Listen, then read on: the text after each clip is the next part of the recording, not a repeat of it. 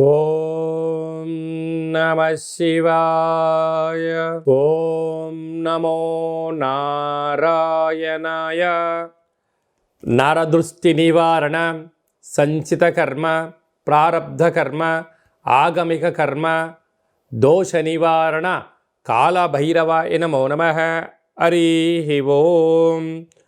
ఓం కాళకాళాయ విద్మహే కాళాతీతాయ ధీమహి తన్నో శ్రీ నరదృష్టి నివారణ కాళభైరవాయ నమో నమః. హరి ఓం. మా ఛానల్కి స్వాగతం. చూస్తున్న వీక్షకులకు, ప్రేక్షకులకు, ప్రియ కాళభైరవ భగవద్బంధులకి స్వాగతం పలుకుతూ మమ్మల్ని ఎంతగానో ఆదరిస్తూ ఉండబడినటువంటి ప్రియ సోదర సోదరీమణుల అందరిపైనను కాళభైరవ స్వామి యొక్క జయంతి ఆశీస్సులు ఉండాలని కోరుకుందాం. ఈ వీడియో మీరు చూస్తున్నారు అన్నట్టయితే, ఈ వీడియో చూడాలి అనుకుంటున్న అయితే మీకు కాళభైరవ స్వామికి ఆజ్ఞ ఉంది అని చెప్పి గమనించగలగాలి. ఈ వీడియో ప్రారంభం నుంచి చివరి దాకా మీరు ఎప్పుడైతే చూస్తారో కాళభైరవ స్వామికి ఆశీస్సులు కలిగి అష్ట కష్టాలకు స్వస్తి పలికి అష్ట ఐశ్వర్యాలకు, ఆనందాలకు, రాజభోగాలకు మీరు అర్హులు అవుతారు అని చెప్పి కాళభైరవ స్వామికి ఆజ్ఞ చేత మీకు చెప్పడం జరుగుతుంది. కనుక ఈ వీడియోను చూద్దాం, ఆచరిద్దాం, స్వామిని స్మరిద్దాం, ఆయన జయంతి ఆశీస్సులు కూడా పొందుదామని చెప్పి గమనించాలి. 1/12/2024 నుండి 31/12/2024 వరకు పుట్టినటువంటి వారందరూ కూడా ముందస్తుగా జన్మదిన శుభాకాంక్షలు. గతంలో వివాహం చేసుకున్న వారికి వివాహ వార్షికోత్సవ శుభాకాంక్షలు. ద్వాదశ రాశుల్లో గ్రహ గమనాల్ని ఒకసారి వీక్షింపచేద్దాం. వృషభ రాశిలో గురు సంచార స్థితి శత్రుస్థానంలో, కర్కాటక రాశిలో కుజ భగవానుడు నీచ సంచార స్థితి, కన్యరాశిలో కేతు సంచార స్థితి, వృశ్చిక రాశిలో రవి బుధ సంచార స్థితి, బుధాదిత్య రాజయోగము, ధనుసు రాశిలో శుక్ర భగవానుడు సంచార స్థితి, కుంభరాశిలో శని భగవానుడు స్వక్షేత్ర సంచార స్థితి, మీనరాశిలో రాహు సంచార స్థితితో ద్వాదశ రాశుల్లో గ్రహ గమనాలు ఈ విధంగా ఉన్నాయి. కనుక స్వామివారి యొక్క ఆశీస్సులు పొందుదాం, కష్టాలకు స్వస్తి పలుకుదాం, ఐశ్వర్యానికి స్వాగతం పలుకుదాం. అదే కాకుండా 2024కు స్వస్తి పలుకుతూ 2025కు స్వాగతం పలుకుతూ ఈ యొక్క సంవత్సరం చివరి ఎండింగ్లో ఎలాంటి యోగాలను పొందాలో కూడా తెలుసుకుందాం.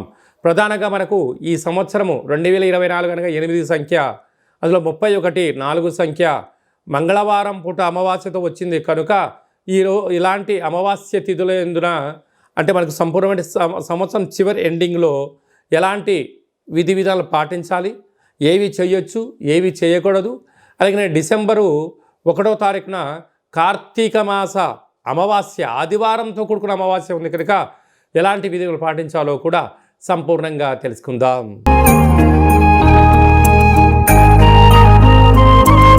మిథున రాశి వారు ఈ ఆదివారం అమావాస్య కాళభైరవ జయంతి సంవత్సరపు చివరిలో మాసంలో ఎలాంటి విధులను పాటించాలి, ఎలాంటి యోగం పొందాలో ఈ వీడియోలో సవివరంగా సంపూర్ణంగా తెలుసుకుందాం. మిథున రాశిలో ఏ నక్షత్రాలు వస్తాయనగా మృగశిర నక్షత్రంలోని 3వ పాదం, 4వ పాదం, ఆరుద్ర నక్షత్రంలో 4 పాదాలు, పునర్వసు నక్షత్రంలోని 3 పాదములు కలిపితే మిథున రాశి. చాలామందికి డేటా ఆఫ్ బర్త్లు లేనటువంటి వారికి పేరు యొక్క మొదటి అక్షరాన్ని అనుసరిస్తూ ఆ రాశిని తెలుసుకునే ప్రయత్నం చేద్దాం. కా, కి, కు, ఖం, అజ్ఞ, చ, కే, కో, హ అక్షరాల వారందరూ కూడా మిథున రాశి జాతకులే. మిథున రాశి యొక్క అధిపతి బుధ భగవానుడు.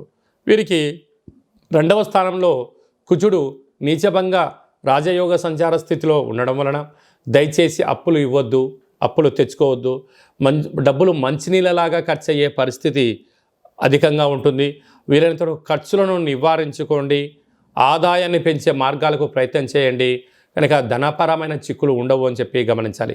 అర్ధాష్టమ కేతు రేపు ఏం జరగబోతుందో మీకు ముందే తెలుసు. కాకపోతే వాటిని విజయ పతాకాల వైపు నడిపించడానికి మీరు ప్రణాళికలు రచించారా? మిమ్మల్ని మించే అదృష్టవంతులు ఎవరూ లేరు అని చెప్పి గమనించాలి. లేకపోతే సమయం, ధనం వృధా అవ్వడమే కాకుండా రాబోయే కాలం ఇబ్బంది కాలంగా గుర్తించే పరిస్థితి ఉంటుందని చెప్పి కూడా గమనించాలి. 6వ స్థానంలో బుధాదిత్య రాజయోగం అంటే ఉద్యోగం రావాలని, ప్రభుత్వ ఉద్యోగంలో సాధించాలని, ప్రమోషన్స్ రావాలని, దయచేసి లంచాలని, అదర్స్ అయిన కార్యక్రమాలని అనైతికంగా సంపాదించాలి అనేటువంటి దానికన్నా కూడా ధర్మ మార్గమైన విజయం కావాలి, ఆధ్యాత్మికమైన శక్తి సంపాదించాలి, అనేక మందికి మీరు ఆదర్శంగా ఉండాలి అని మీ కోరిక నెరవేరాలి అన్నట్టయితే మీరు ప్రశాంత జీవన విధానాన్ని ఏర్పాటు చేసుకోగలగాలి. అలాగనే వివాహ ప్రయత్నం చేసేవారికి వివాహ ప్రయత్నము, ప్రేమికుల మధ్య సయోధ్య, బంగారు ఆభరణాలు, అలాగనే గృహాలు, భూములు, విలువైన వస్తువులు మీకు అదృష్టానికి, ఆనందానికి మిథున రాశి వారే కేంద్ర బిందువులు అవుతారు అని చెప్పి గమనించాలి. వ్యయంలో గురువు ఉండడం వలన వీలైనంత వరకు మౌనం, ధ్యానం, ఏకాగ్రత, పెద్దవారి యొక్క మాటలు, సలహాలు, సూచనలు ఇచ్చిపుచ్చుకునే వ్యవహారంలో సత్ప్రవర్తననే మన విజయానికి తొలిమెట్టు అని చెప్పి గమనించాలి. కనుక ఈ ఆదివారం అమావాస్య రోజున ఈ యొక్క కాలభైరవ అష్టమి సందర్భంగా, అలాగే సంవత్సరపు చివరి మాసం అవ్వడం వలన మీరు ఏం చేయగలగాలి అన్నట్లయితే ఆకుపచ్చ రంగు కలిగినటువంటి ముగ్గును తెచ్చి కూష్మాండ దీపాన్ని ఏర్పాటు చేసుకొని ఇంట్లో ఆ ఆకుపచ్చపైనటువంటి వాటిపైన ఈ యొక్క దీపాన్ని పెట్టి పూజా కార్యక్రమాలు చేయించుకొని పెసర్లతో దిష్టి తీసుకొని దానము చేయడం వలన మీకు మంచి బుద్ధి, మంచి జ్ఞానము, ధనాకర్షణ మీ సొంతమవుతుందని చెప్పి గమనించాలి. డిసెంబర్ నెల 1వ తారీఖు నుండి 31వ తారీఖు వరకు ముఖ్యమైన పండుగల గురించి క్లుప్తంగా, సవివరంగా, సంపూర్ణంగా తెలుసుకుందాం. 1వ తారీఖు కార్తీక మాసము ఆదివారము అమావాస్య సందర్భంగా మనమందరము కూడా నివసించే ఇంటికి, వాహనాలకు, వ్యవసాయ క్షేత్రాలకు ఒక ఎర్రటి గుమ్మడికాయని కానీ, ఒక బూడిద గుమ్మడికాయని కానీ దిష్టి తీసి పగలగొడదాం, నరదృష్టిని తొలగించుకుందాం. అలాగే ఆ రోజు వెన్నతో దీపం పెడదాం, పోలి అమావాస్య ఆశీస్సులు పొందుదాం. ఇంకొంచెం శక్తి కలిగితే మనము కొబ్బరికాయ, నిమ్మకాయ, తెల్లవాలు, ఆముదంతో పుడుకున్నటువంటి వాటితో వస్తువులు దిష్టి దించి బయట పడేసుకోవడం వలన సకల దృష్టి దోషం తొలగిపోతుందని చెప్పి గమనించాలి. అలా కుదరలేని వాళ్ళు ఈ కింద మంది సంప్రదించండి. మీకు వీడియో కాల్ ద్వారా ఎలా చేసుకోవాలో కూడా మీకు చెప్పడం జరుగుతుందని చెప్పి గమనించాలి. మనకు 2వ తారీఖు నుంచి మార్గశీర్ష మాస ప్రారంభము. మనకు 7వ తారీఖున సుబ్రహ్మణ్యేశ్వర స్వామి యొక్క జయంతి. పుట్టలో పాల్పొద్దాం, స్వామిని స్మరిద్దాం, ధ్యానిద్దాం, సకల గ్రహ దోషాల్ని తొలగించుకుందాం. 8వ తారీఖున కాళభైరవ అష్టమి, కాళభైరవ స్వామి యొక్క జయంతి. కాలాన్ని మనం శాసింప చేసుకోగలగాలి అన్నట్లయితే, కాలం మనకు అనుకూలంగా ఉండాలి అనుకుంటున్నట్లయితే, ఏ పనులైతే మనం చేస్తున్నామో ఆటంకాలు తొలగిపోవాలి అనుకుంటున్నట్లయితే స్వామిని స్మరిద్దాం, ధ్యానిద్దాం, కూష్మాండ దీపాన్ని పెట్టుకుందాం, ఒక ముడుపును కట్టుకుందాం, ఆయన ఆశీస్సులు పొంది తిరుగులేని చక్రవర్తులుగా స్వాగతం పలుకుదామని చెప్పి గమనించాలి. 14వ తారీఖున మార్గశీర్ష మాస పూర్ణిమ, దత్తాత్రేయ స్వామి యొక్క జయంతి. అత్రి మహాముని, అనసూయ మాతలు కలిగినటువంటి సంతానం కనుక స్వామిని స్మరిద్దాం, గురుచరిత్ర పారాయణం చేద్దాం, స్వామి యొక్క ఆశీస్సులు కూడా పొందుదాం. అలాగే మనకు 23వ తారీఖున మార్గశీర్ష మాస బహుళ అష్టమి కనుక స్వామివారి యొక్క స్మరణ చేద్దాం, కూష్మాండ దీపాన్ని పెట్టుకుందాం, కష్టాలకు స్వస్తి పలుకుదాం. అలాగే మనకు 28వ తారీఖున శనివారము, శని త్రయోదశి సందర్భంగా ఈ ఆంగ్ల సంవత్సరంలో చివరిగా వచ్చేటువంటి శనివారం, శని త్రయోదశి సందర్భంగా మనకు అనుకూలంగా లేనివారు, ఆరోగ్యం కావాలి, రాజయోగం కావాలనుకున్న వారు శనేశ్వర స్వామిని స్మరిద్దాం, ధ్యానిద్దాం, నల్లటి నూనెలతో అర్చన చేసుకుందాం, విశేషం నల్లటి ఒత్తులతో దీపం పెడదాం, స్వామి యొక్క ఆశీస్సులు పొందుదాం. అదే కాకుండా 31వ తారీఖు అంటే 314 సంఖ్య, ఈ 2024 8 సంఖ్య, అందులో మంగళవారము. ఈ యొక్క సంవత్సరం అధిపతి కూడా రాజు కుజుడే అయ్యాడు కనుక వీలైనంత వరకు సంవత్సరం చివరి రోజున వీలైనంత వరకు 100% వరకు మనము దూర ప్రయాణాలు, వాయు ప్రయాణాలు, జల ప్రయాణాలు, కలహాలు, గొడవలు, ఆవేశమైన నిర్ణయాలు తీసుకోకుండా ఉంటే చాలా మంచిది అని చెప్పి గమనించగలగాలి. ఎందుకనగా మనం అందరము కూడా ఇయర్ ఎండింగ్ అని, ఎన్నో రకాల సెలబ్రేషన్స్ అని, ఎన్నో వేడుకల్లో పాల్గొంటూ ఉంటాం. పాల్గొన్నంత వరకు చాలా బాగానే ఉంటుంది. ఆ తదనంతరము జరిగేటువంటి అనేక మంది ఇబ్బందులను చూడడం వలన మనము బైక్ పైన వెళ్తూ ఉంటే మన వేగంగా వెళ్ళే కొద్దీ మన కళ్ళల్లోంచి 2 చుక్కలు నీళ్ళు బయటకు వస్తూ ఉంటాయి. అంటే మనకు దేనికి సంకేతం చెప్తుందంటే, బాబు మితిమీరిన వేగం పనికిరాదు, నువ్వు నీ కంటిలో నుంచి చుక్కలు బయటకు వస్తున్నాయంటే నీ కోసం ఎదురు చూసేవాళ్ళు నీ తల్లిదండ్రులు, మీ భార్య, పిల్లలు నీ ఇంటి దగ్గర ఉన్నారు, మితిమీరిన వేగం పనికిరాదు అని చెప్పి మన దేహము ప్రకృతి ద్వారా చెప్తుంటుంది. ఆ రోజు విందుల్లో వినోదాల్లో పాల్గొనడం, అరాచకమైన శక్తులతో పాల్గొనడం, అనేక రకాల ప్రమాదాలకు గురవ్వడం, అనేక రకాల వల్ల మీరు ఇబ్బంది పడుతూ మీ కుటుంబాన్ని ఇబ్బంది కలగ చేయకూడదు అనేటువంటి ఒక చిన్న ఉద్దేశంతో చెప్పడం జరుగుతుంది. కనుక అందరూ ఆయురారోగ్యాలుగా ఉండాలి, ఆహ్లాదకరమైనటువంటి వాతావరణంలో ఉండండి. వీలైనంత వరకు గొడవలకు, పంచాయతీలకు, అనవసరమైన మాటలకు, మధ్య పదార్థములకు, అలాంటి వాటన్నిటికి కూడా దూరంగా ఉండే మానవ ప్రయత్నం చేయండి. స్వామివారికి ఆశీస్సులు పొందండి. వీలైతే దైవనామము, ఆధ్యాత్మిక చింతన, వీలైతే అయ్యప్ప స్వామి యొక్క స్మరణ, కాళభైరవ స్వామి స్మరణ, ఆధ్యాత్మికమైన జీవనంలో ఆ ఒక్క పూట ఉండండి. రాబోయే కాలం అంతా కూడా మంచి కాలమే అని చెప్పి గమనించాలి. కనుక మనమందరము కూడా ఇంకనూ ఈ యొక్క డిసెంబర్ మాసంలో విజయాన్ని సాధించగలగాలి అన్నట్లయితే యొక్క పాత్ర కంచు పాత్ర అంటారు. ఈ యొక్క పాత్రలో 12 రాసులు అచ్చు వేయడం జరుగుతుంటుంది. ఈ పాత్రను ఎలా ఉపయోగించుకోవాలి, అదృష్టానికి ఎలా స్వాగతం పలకాలో మనం తెలుసుకుందాం. ఇలా ఒకసారి శబ్దం చేస్తే ఓంకార శబ్దం రావడం జరుగుతుంది.